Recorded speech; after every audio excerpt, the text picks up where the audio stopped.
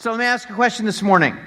Have you ever met someone who always seems to, or it feels like they always have the answers to your problems? Hiro, you with me? High five there, yeah. Have you ever met someone who has that they seem to have the solutions to your problems? And not even do they seem to have the solutions to your problems, but they want to always give you advice as to what you should do according to what they say about your problems. Stop elbowing your husband. The truth is, we live in a world where talk is cheap. We live in a world where talk is cheap.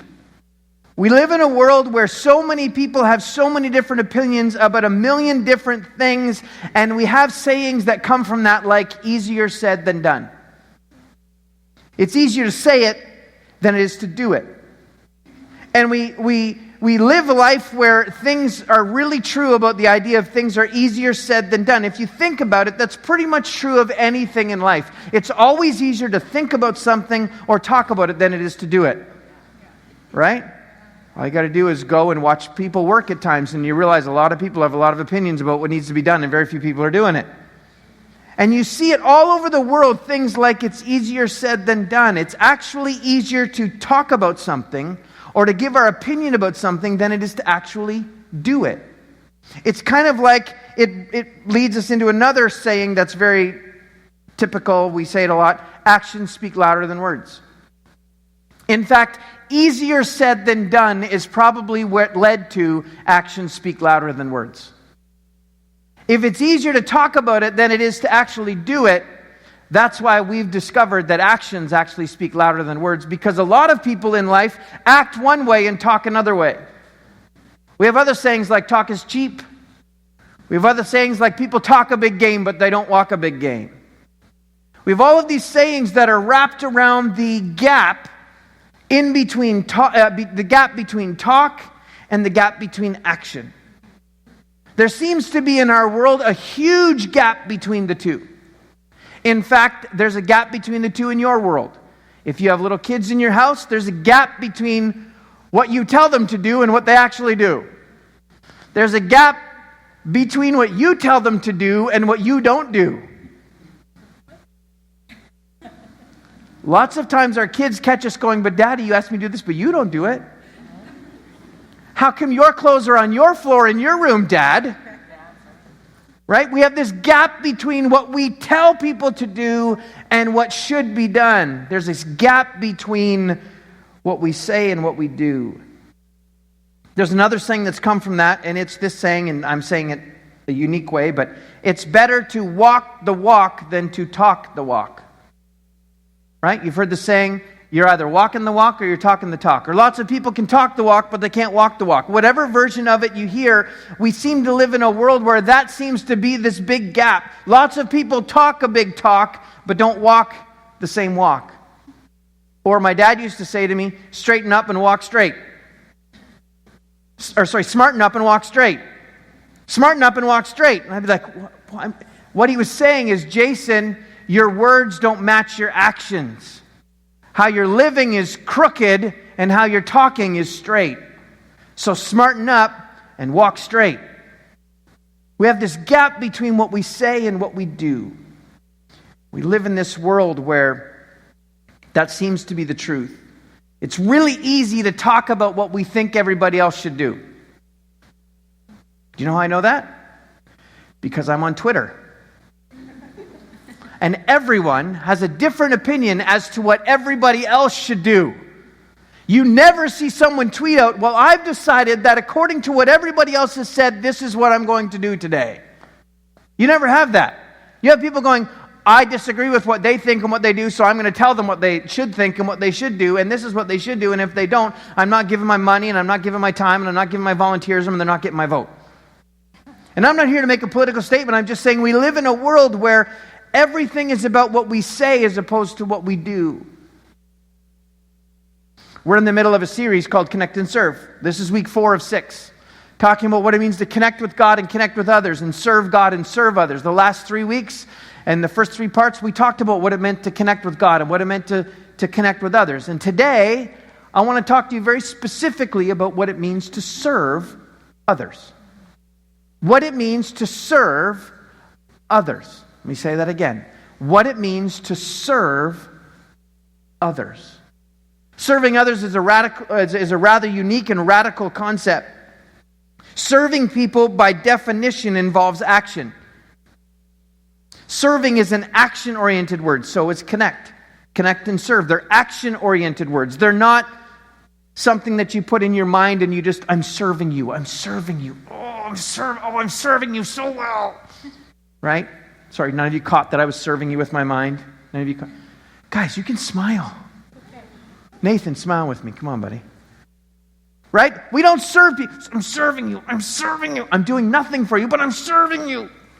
You can't serve without doing actions. It's impossible. It's incomplete. You can't serve with just your emotions. Serving is an action-first idea. You cannot serve solely with your thoughts and with your emotions. It must be connected to action. Without action, serving is empty. Without action, serving is empty. It's impossible to serve someone with just intentions. That's why we have a lot of people who, I want to serve you with my thoughts. I'm sending you good thoughts. Well, what does that mean? I didn't even know you were sending me good thoughts. Where are they? Did they get lost because the wind got really big? Like, where are those thoughts? Like, people say that to me. I'm like, well, what are those thoughts? Can you tell me those thoughts? I'm sending you good thoughts. What are they? Like, what are those? If you write them to me, then I'll be encouraged. But you're sending me good thoughts? Well, what if I don't agree with those thoughts? Like, are they still good? Right? We think that serving people is something we can do without acting on it. It's impossible. Serving must be an action-oriented understanding. Here at Maple Community Church, our mission of connect and serve is directly linked to the words of Jesus that you find in the Bible. Directly linked to the words of Jesus, where he was confronting some religious bigots, some people who were basically bigoted toward people who didn't do things and think things the way that they thought. And I want you to understand something. Jesus was confronting, before we read the encounter in the Bible, Jesus was confronting some people, and I want you to catch this, because I don't know if this has ever happened to you. Jesus was confronting people who had made the rules about the rules, instead of the rules about what the rules were supposed to produce. See the difference? It's kind of like parents saying to our children, go to school. Why? To go to school. Well, you don't ask someone to go to school or tell someone or enforce them going to school to go to school. You enforce them going to school so that they will learn what it is to understand how to become a mature person and grow in knowledge so that it will prosper your life down the road. You don't go to school to go to school, because if that was the case, a whole bunch of us would either never leave school or we'd never go to school. We'd just decide, well, I'm going to sit at home just to sit at home. You don't sit at home just to sit at home. You sit at home because you think you need a break from school. Right? Nobody else was with me on that? Guys, you guys need to smile today. It's okay. Carolyn's with me. See, they had made the rules about the rules instead of the rules being about what the rules were supposed to produce. Now, I'm not saying that the rules were going to produce that. It's just that that's what they had thought. But they, along the way, had lost the understanding of what the rules were about and made it about the rules. And Jesus comes along and he breaks all the rules. He steps into their life and he basically denies almost all the rules that they were talking about, or at least he breaks them in some fashion, or he says, listen, they had had over 300 individual rules that they had concocted. And they were forcing people to live by all these crazy amounts of rules. It was about the amount of steps you could take, and it was about the kind of plants that you'd have on the front step. And if you didn't do it their way, then they would shame you. And they would make you feel bad about yourself. And you had to obey all these crazy amounts of rules because it was about the rules. It wasn't about what the rules were meant to produce. It was about the rules. And Jesus comes along and he turns it all upside down and he says, listen, it's not about the rules, it's about your heart. It's a heart issue. It's a heart issue. Listen, my daughter is going to turn 7 next week. The reason that we create rules in our house isn't because I need more rules to make. I have enough rules I got to follow in my own life to make sure that I'm on the right way. I'm not talking about religious rules. I'm talking about like making sure I don't break the speed limit, and making sure you make a full stop at the stop sign, and make sure you talk the right way to people. Right? There's all these things that are expected, that are profitable for you, but we make these rules. But none of the rules are meant to be rules. They're meant to help shape my daughter's heart into what she can be. It's to help shape her mind to understand that mom and dad haven't created rules to keep you under our thumb. It's so that you'll understand that the rules are meant to prosper you and to help you get shaped into the right way so that you can become someone who loves Jesus and loves others. Who loves Jesus and loves others. The rules aren't about the rules are about what they're meant to create in our lives. Jesus comes along and he shatters all these rules, and they had missed the fact that the rules were in the first place about how it was going to grow your relationship with God, and then how it was going to grow your relationship with others. Well, Jason, where are you going with this? Well, hang with me. I'm going to explain it real quick. This is the encounter that Jesus has with one of these religious bigots. You're going to see it on the screen. Jesus is teaching in Jerusalem, which is the same city today as it was then. And he's teaching in Jerusalem, and one of these religious leaders has been listening to the debate between Jesus and his other colleagues. And he finally pipes up and he says, one of the religious teachers of the law was standing there listening to the debate, and he pipes up and he says, Jesus, I understand and I see that you've spoken really well. I agree with what you're saying. That was a great answer. And he thinks he's going to catch Jesus, because this is what these religious bigots had been doing. And he speaks up and he says, hey, I basically know all the 300 plus rules we have to live by, and I think you do too. Which one of them's the greatest? I'm going to catch you to see if you get it right. Jesus says, great question. He says, well, here's the deal. The first and greatest commandment is this. He says, listen, O Israel, the Lord our God is one. He's basically, again, I've said this every week to help you understand. The reason God says that is something Jews to today say twice a day. Morning and night. It's something called the Shema. Hear, O Israel, the Lord our God is one. And then they say it before bed. Hear, O Israel, the Lord our God is one. It basically is the creed of the Jewish people. It's the creed of the Jewish faith. Our God is one, and we need to understand it. He is ruler, Lord. He is creator. He is one. He is everything. And Jesus says this to help them know that, oh, he's legit. What he's going to say is actually serious. And then Jesus says, here's the first commandment. He says, love the Lord your God with all your heart, your soul, your mind, and your strength. This is the first. And the second is equal. He says, love your neighbor as yourself.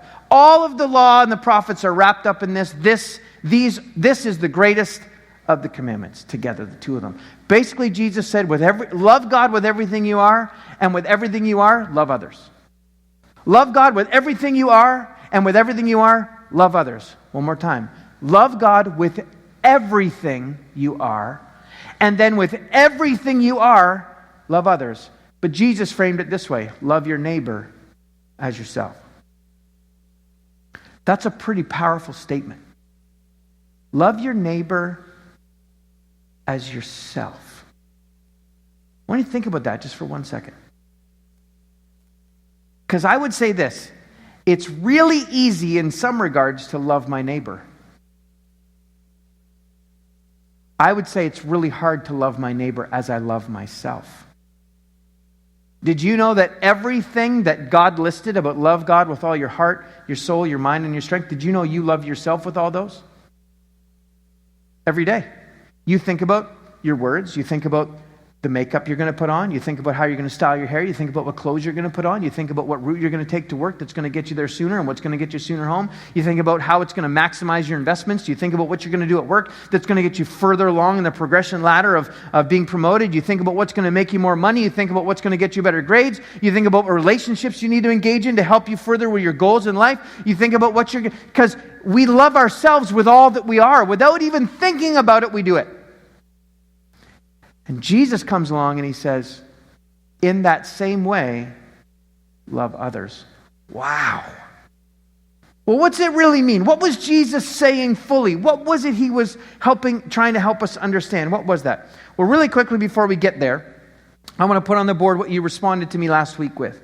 I asked you to tell me how you served others. And I'm going to put it up on the screen. I'm going to show you how the people in our church, the ones who responded, this is how you said you served others. 8 of you said that you pray for other people. That's the way you serve. 6 of you said you listen.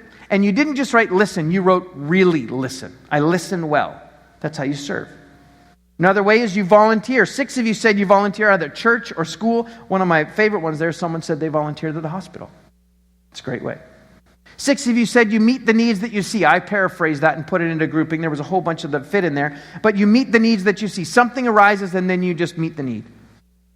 Some of you said you encourage people with a text message or a phone call. Some of you said you either make a meal or you pay for a meal, and that's how you serve others. 3 of you sent encouraging emails. 3 of you said that you help people when they're sick. 2 of you do random acts of kindness. 2 of you said you donate money. I want to be friends with you. 2 of you said you donate money. 1 of you said, I love this one, you give rides to people. This is maybe my favorite one. Someone said, I ask them how I can help them.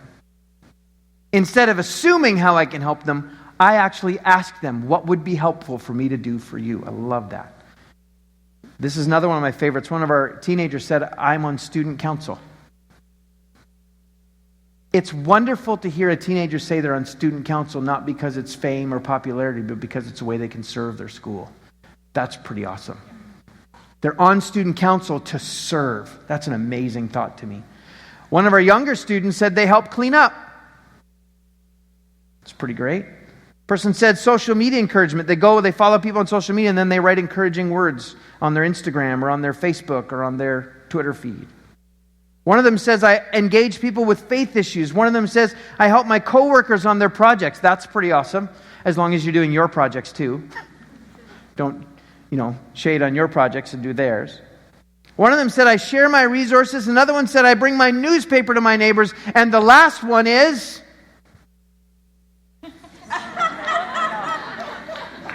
you see, because I told people, if you weren't here last week, if you don't understand the inside joke, I said last week, how do you serve others? And I was really glad that someone didn't say, well, I'm single, ready to mingle. It's not an eHarmony site that we got going. This is not a dating site. We're not asking you to put the characteristics of you and then I match you up with another little piece of paper and secretly give you coffee gift certificates. That's not how this works. And somebody, as a joke, put single and ready to mingle. So high five to whoever that was. So what is it Jesus meant when he said serve or love others as you love yourself? Because I coined that as serving. Because love is an action word. So what did Jesus mean? Well, I'm going to break it down for you, and this is super simple. I'm going to go real quick. Super simple, but it's not easy. Very simple, but it's not easy. Like I've been telling you, we love easy, even if it's complicated. That's why we have IKEA. We love easy, even if it's complicated. We don't like simple if it's hard. We would rather complicated but easy than simple if it's hard. And I would say this is very simple, but it's difficult. So here's my definition of what Jesus meant was when he said, love your neighbor as yourself. He was saying, use your attentions and your affections and your actions to impact those around you the same way you would use them on yourself. Use your attentions, your thoughts, the things you think about, your thinking. Use your attentions. Use your affections, the things you feel, your emotions.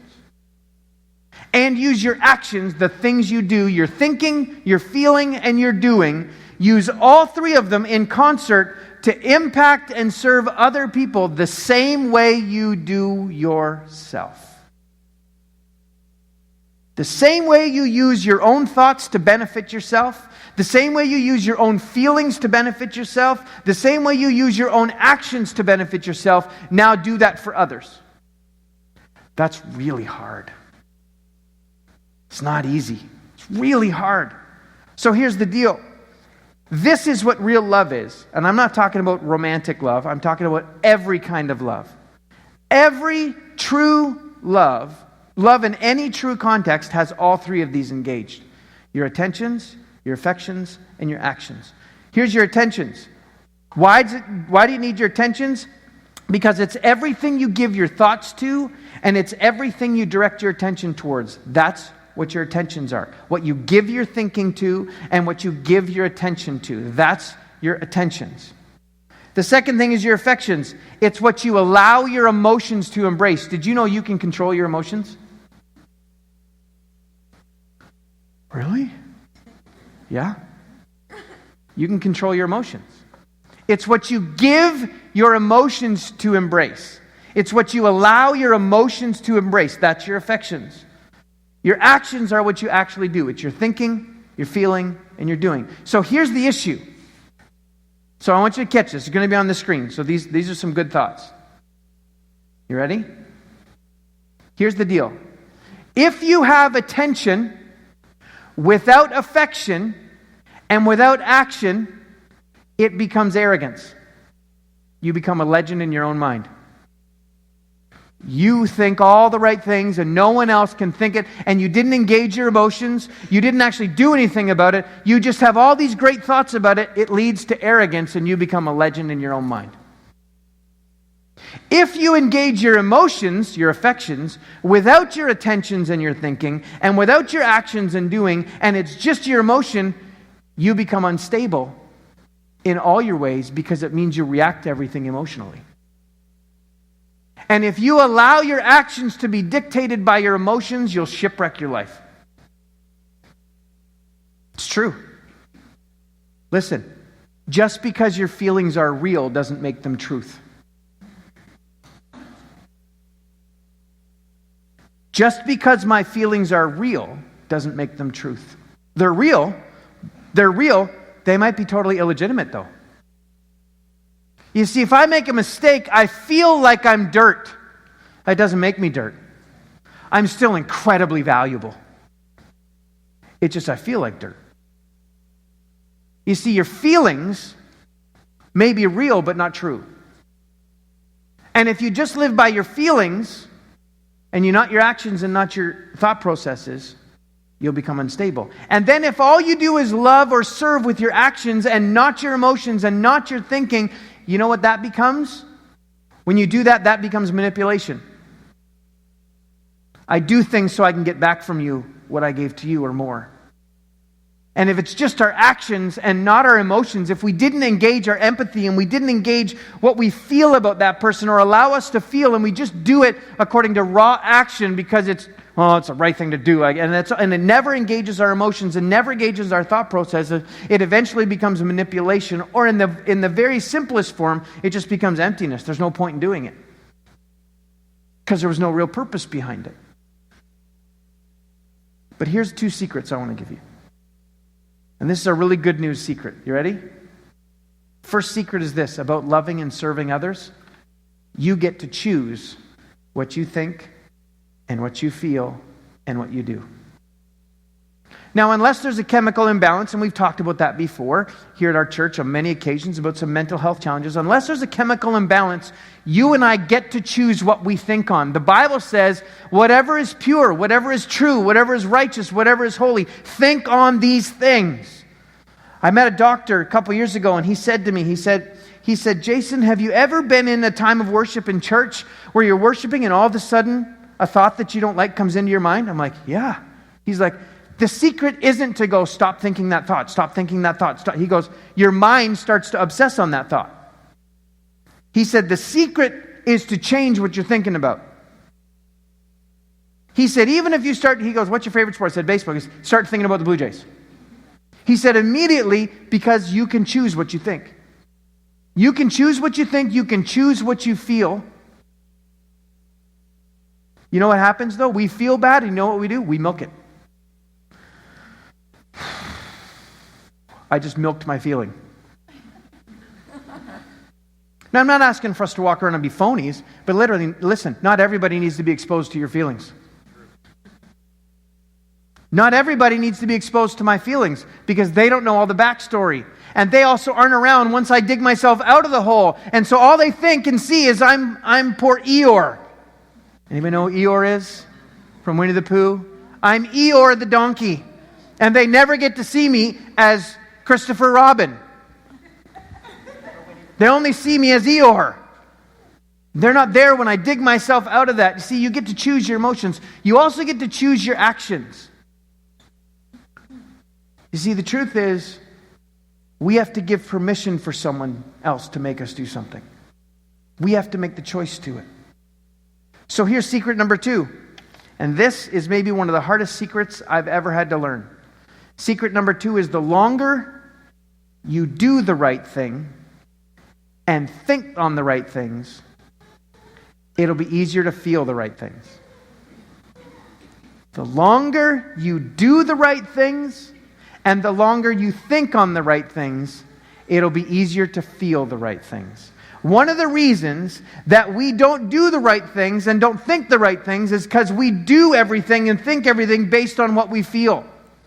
If I did that, half of the days of the week I wouldn't get out of bed. Right? How many of you are not morning people? All right. I am a morning person. I wake up and within 30 minutes I am showered, dressed, ready to go. Everyone else in my family is dead to the world. And they are angry that I am alive to the world. Furious. I come into her office, Pastor Lindsay is not a morning person. I come into her office, I'm in for forever. She comes in and she's like, morning. Got to get her coffee in her before you can speak to her. If not, she is not Lindsay Fitch. She's someone totally different than that. Not a morning person. But see, listen. In life, we tend to think that our emotions need to gauge our actions and our thought processes. But if we will do the right thing long enough, we'll feel good about it. If we'll think the right thing long enough, we'll feel good about it. That's how it works.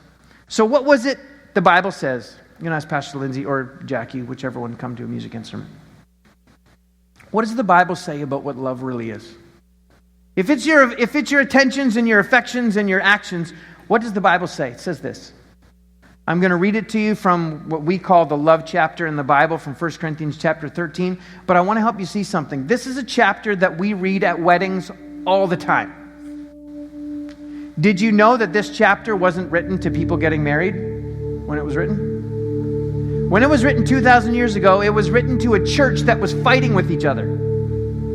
It was written to a whole bunch of Christ followers who were trying to one-up each other. And one of them had this spiritual gift, and one of them had this spiritual gift, and one of them knew God this way, and one of them knew God this way. And they were coming into church, and they were trying to say, I know better than you, and I can do it better than you, and God's told me this. Oh, well, God's told me this, and oh, well, God's told me that. And it just became chaos. It was chaos, and they were coming together, and they weren't serving one another. They were trying to one-up one another. They were trying to show each other up, trying to say that I know God better than you, and I understand the Holy Spirit better than you, and I've known God longer than you. And they had this big issue, and the guy who started their church by the name of Paul, who wrote the book of 1 Corinthians, which is just a letter to a church in Corinth, the ancient city, which is still the modern day city. He writes this to them, and it's not about a wedding. It's about relationships. And he writes to them about love, and he says this is what love is. He says, if I speak with human eloquence and angelic ecstasy, but I don't love, I'm nothing but the creaking of a rusty gate, or other versions say a clanging cymbal or a sounding gong. If I speak God's word with power, revealing all his mysteries and making everything plain as day, and if I have faith that says to the mountain, jump, and it jumps, but I don't have love, I'm absolutely nothing. If I give everything I own to the poor and even go to the stake to be burned as a martyr, but I don't love, I've gotten nowhere. He's saying, if you do things with right intentions, but you don't engage your actions and you don't engage your thought process, it doesn't work.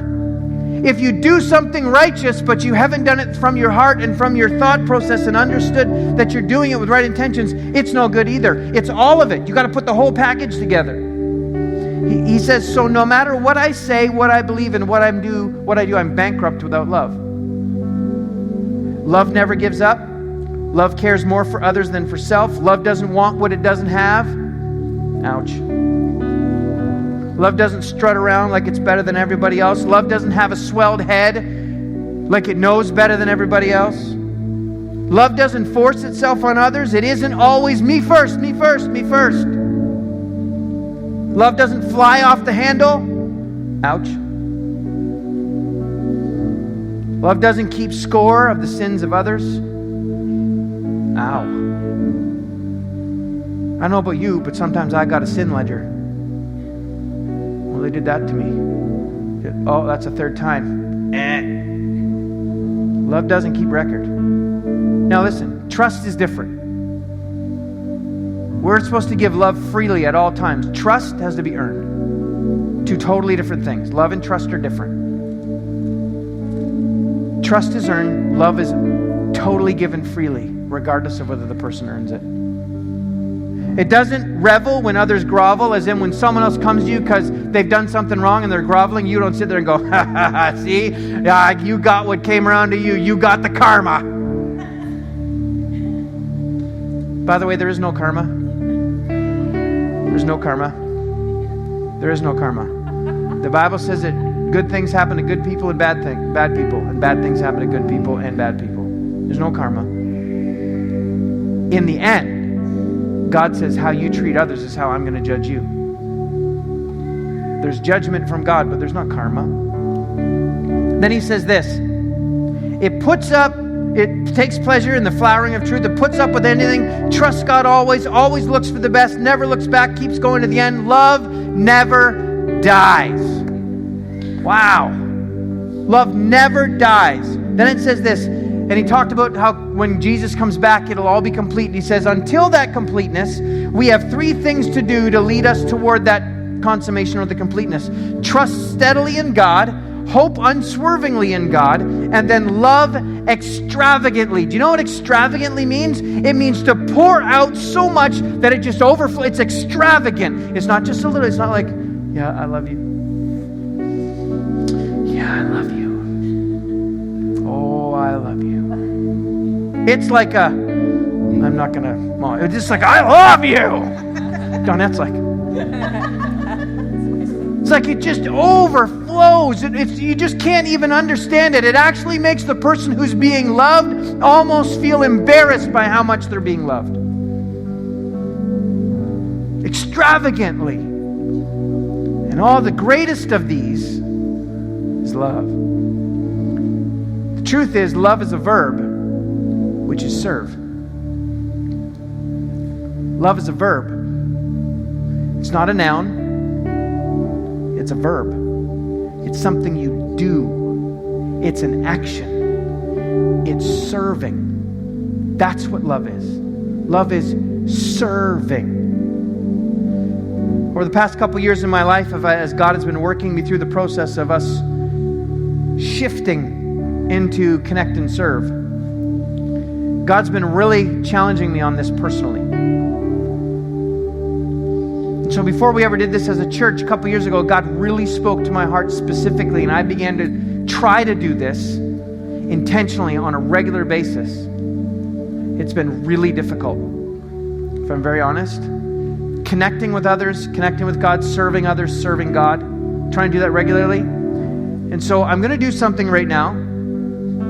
Don't put it up just yet, but I'm going to do something right now, but I don't want you to put me on a pedestal for it, because I'm going to take myself off the pedestal as soon as I finish with it, so get ready. I'm going to show you the things that, I didn't include my answers in the ones that I put on the screen. I'm going to give you my answers. These are the things that I've been consistently doing, things that aren't just a one-off thing, they're things that I've been doing for years now in my life, in my sphere of influence, to serve others. These are things that I do. Now, please don't make me out to be something I'm not, because I'm guaranteed probably not as good as you think I am, and I'm not as bad as you think I am, if you think I'm bad. But this is what I've done. So here's the things on the screen that I've been doing to actively serve people. I shovel my neighbor's driveways. I also clean off their car when it snows. On top of that, I smile more in the car. And some of you go, what? It's a little creepy. Just being legit honest. I pull up to a stoplight, and you're always tempted to do this, just to see if they're looking. And if they aren't, then you'll look just to see what kind of person they are, and you know. And I've started to look and smile. Now, I'm telling you, it's not always reciprocated the right way. I've had some guys crank up a finger at me. Like, it's just been weird. I've been like, and they're like, and just go. So it's not always reciprocated the right way. But sometimes I've been because I like my horn. Some of you like your horn. Be honest. And sometimes I have to get up and around the person that I honked at, or slow down, because I got up and around the person that I honked at, and I have to slow down so it gets me to the light, and I turn and go. And they're like they're just bizarre. Now let me say this. Guys look at me like I have 19 million heads, like I just came from Mars. Ladies are like, no problem. Like, no problem. Other things I'm trying to do is mow my neighbor's lawn, cut their lawn. I try to pay for stuff when I'm fixing things out around the yard, and I don't tell them. I just fix it and don't tell them. I've been trying to share my stuff. The other thing that's been killing me that's so hard is I try to talk to them when they want to talk to me. Because I usually leave before they get up, and I'm home after they get home. And by the time I get home, I've dealt with people all day long. I don't want to talk to anybody. But if they're in the driveway and they want to talk to me, it's so hard. Sometimes I've gotten up the stairs and turned around and gone, all right, God, fine. How you doing, Angie? Like, there's just pain all over my face. But by the time it's done, she gives me a big hug. Thanks, Jason, for taking time. Because she just needs to get it off, because she's a widow lady. And just needs to get off her chest.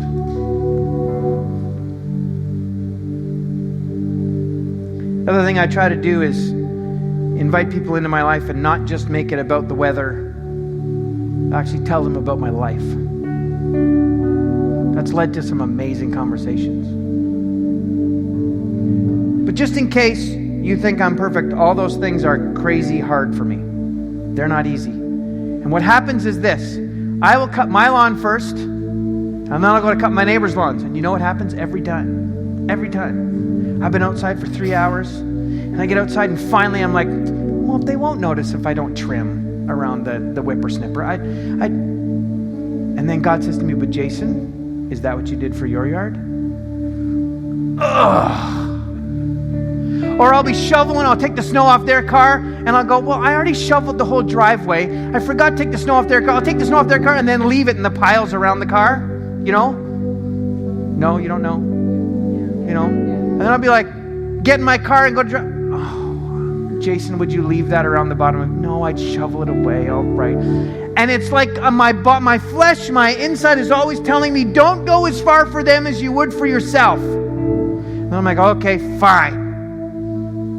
And so the last big snowfall we had, I shoveled my neighbor's driveway first and cleaned their car off first so that I'd be more tired doing my driveway, and the whole time, it's stupid driveway, snow, because usually I'm like that doing their driveway. And I switched. And when I'm going to do theirs first, so I got all the physical energy and all the emotional energy to do it, and then when I'm complaining, it's my turn to do my driveway. And just in case you think I got it all figured out or I know exactly what I'm talking about, earlier this winter, I showed up at the office one morning at 8 o'clock, pulled in and noticed all the lights were out, and there's a guy who is the maintenance director of the building that we put our church office in. His name is Rudolph. And Rudolph was in the front entranceway, and I came in, all the lights were off, and he's like, sorry. He's a pretty gruff guy. He said, sorry, shut the power off for the day, turn the water off for the day, we're fixing the building. And I was like, what do you mean you shut the power? We got meetings in here all day. I got meetings with people. I got staff that are coming in here. We got to use computers. We got to use our printer. And he was like, that's just what it's going to be. And I wasn't very nice. I didn't use bad words, but I wasn't very nice. I didn't look him in the eye. I said, well, that's just ridiculous. I can't believe you expect us to pay lease and pay rent. And I just went on. I did it. And I went up the stairs, and he never said a word. And I did it in front of 2 other people that he was with. Shameful. Shameful that I did that. And I got up in my office and I was like, this is ridiculous. There's no way they can do this. This is just silly. I'm going to talk to the landlord. This is just unacceptable. How do they expect us to run a professional office here if they can't make sure they tell us in advance? If they'd have just told me last night, I could have talked to all our staff and we could have rescheduled everything. And I'm not even going to be able to use the bathroom in a minute. And I'm in my office just frustrated. And all of a sudden God said to me, you totally blew it down there. What is wrong with you? And I basically crumpled in my chair. I was like, what is wrong with me? And I was so overcome by shame and guilt about how I had treated Rudolph that I contacted the landlord, tried to hunt him down. It took me 3 hours. Went all over the building, couldn't find him. Finally got a hold of him. And the landlord said, what do you want him for? I said, he's busy right now. Well, could you just send Rudolph up to my office to the front when he has a free minute? What's it about? Could you please do it? All right. 3 o'clock in the afternoon, Rudolph comes by. And I'm in my office all day feeling like a pile of you-know-what. All day long, feeling like, what is wrong with me? You are such a jerk. And Rudolph comes banging up the stairs. And he's, where's Jason?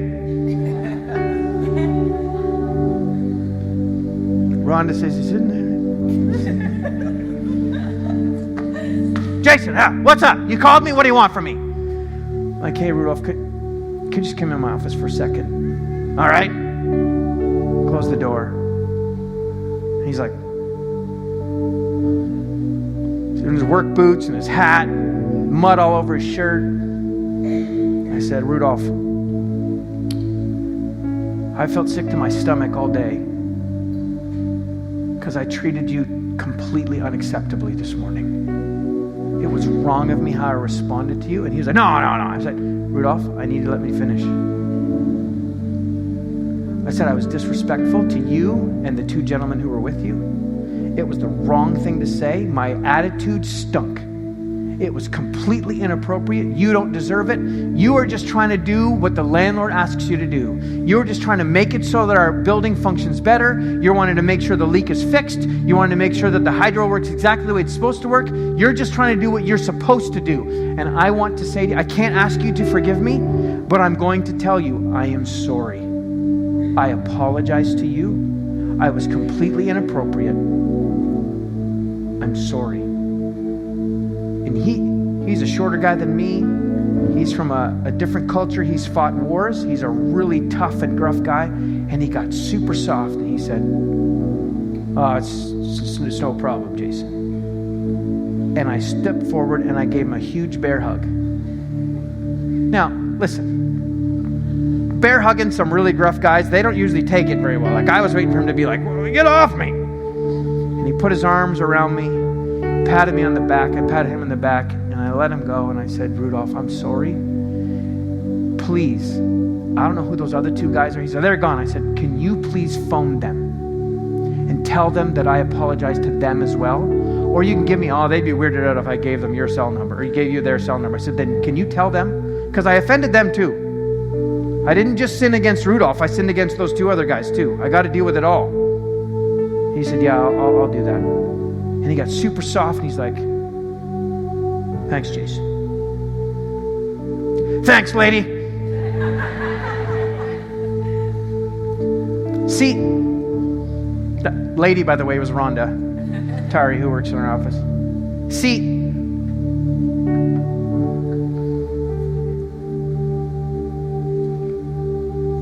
we shoot for here, and sometimes we hit here. But God's love for us is so great that He will forgive us when we make the mistake. Love for God is spelled S-E-R-V-E, because that's what He did for us, was serve us. It's a verb, serve. It's a verb, serve. It's a verb, serve. Love is an action that includes your emotions, your affections. Love is an action that includes your affections and your attentions. It includes how you think about others. Because how you think about others will influence how you feel about others, and how you feel about others will influence how you act toward others. So here's my serve challenge for you today. You would say, well, Jason, I'm not a Christ follower. I'm just here visiting for the day. No problem, because this challenge works for you too. If you accept it, this challenge works for you. Here's the challenge. The Serve Challenge this week is that every day this week, starting today, you would intentionally, it'll be on the screen, you will intentionally serve someone every day. Intentionally serve someone every day. And maybe you're here and you go, well, I serve people all day long. I serve my kid. I serve my husband. I serve my wife. I serve my boss. I serve my... Okay, well, if that's the case, and you'd say, well, I'm already serving people, then here's the other catch. Here's the challenge for you. Intentionally serve someone new every day. Step out of your comfort zone. Pick somebody new that you don't serve regularly every day and serve them. If you were to follow the story through after Mark chapter 10, what we read earlier, this encounter with Jesus and this religious leader, it was only about a week later, less than a week, that Jesus was hung on a cross, and died, and rose again, and was tortured for every person, just like that religious bigot. He served people even when he didn't deserve the treatment he got back. So here's the catch for us. Not everybody's going to respond positively to your serving. Serve anyway. Serve anyway. Serve anyway. Do that act of serving anyway, because God is the one who will reward you, not others.